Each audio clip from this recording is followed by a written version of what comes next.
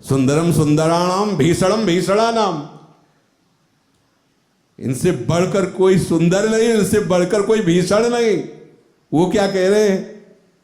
कह रहे लाडली जू, जब मैं अपने मोर मुकुट से आप जहां सी चरण पधराते हुए सेज महल में पधारती ना, वहां की रज झारू, तब मैं इस मोर मुकुट को सार्थक समझता हूं। इसकी लीला भी दिखाते हैं रास में। लालजू प्रार्थना करते, प्रायः रास में श्री राम शर्मा जी इस पद की लीला का दर्शन कराते रहते हैं। अरे जो मेरी बंसी है ना, जिसका यश सारे संसार में प्रसिद्ध है, कि जहां काम न चलता था तीर और कमानों से, विजय नटवर की वहां होती थी बंसी की तानों से। अद्भुत प्रभाव बंसी का, गजब की बांसुरी बजती थी। वृंदावन बसैया की करूं तारीफ मुरली की, या मुरलीधर कन्हैया की। जगत प्रशंसी ये मेरी बंसी तभी सार्थक है जब आपका गुणगान करती रहती, राधा राधा राधा यश का गान करती रहती है। यही चमत्कार, राधा यश का चमत्कार, ये बंसी सबको अधीन कर लेती है।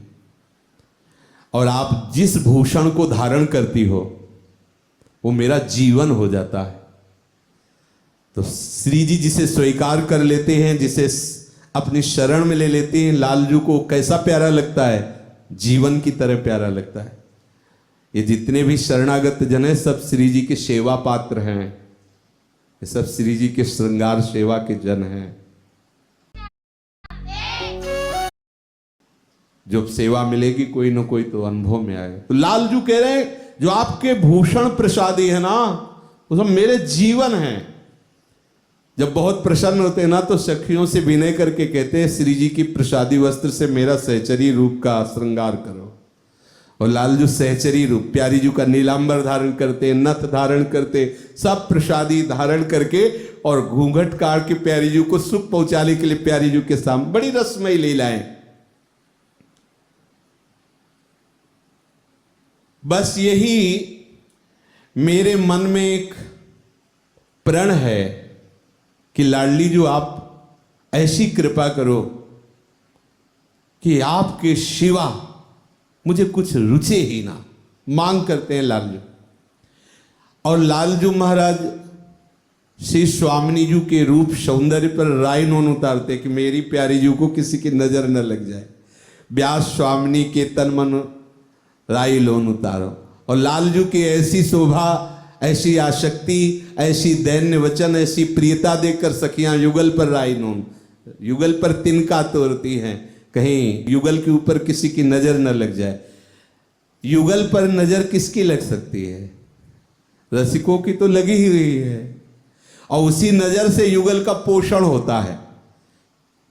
चाहे जितना सुंदर बालक हो, मां की नजर कभी नहीं लगती, क्योंकि वात्सल्य रहता है। तो सहचरियों के हृदय में अद्भुत दुलार रहता है प्रिया प्रीता। उसी अद्भुत दुलार का स्वरूप होता है कि वो तृण तोड़ती हैं, जलवार के पीते हैं। लालजू महाराज प्यारी जू से ये याचना करते हैं कि मुझे आपके निरंतर रूप का दर्शन हो, मेरी जिह्वा निरंतर आपके नाम को रटे, मेरी रसेंद्री सदैव आपके उच्छिष्ट को ग्रहण करे, मेरे हाथ सदैव आपकी सेवा करे, और मेरा मन, मेरा चित्त, मेरा बुद्धि सदैव आपके रूप को विचारे, मेरी श्रवणेन्द्री सदैव आपके गुण का श्रवण करती रहे, और मेरा मोर मुकुट आपके चरण रज का स्पर्श करता रहे। और बलिहारी है आपके इस करुणा उदार स्वरूप की लाडली जू, सदैव आप ऐसी ही कृपा बरसाती रहे।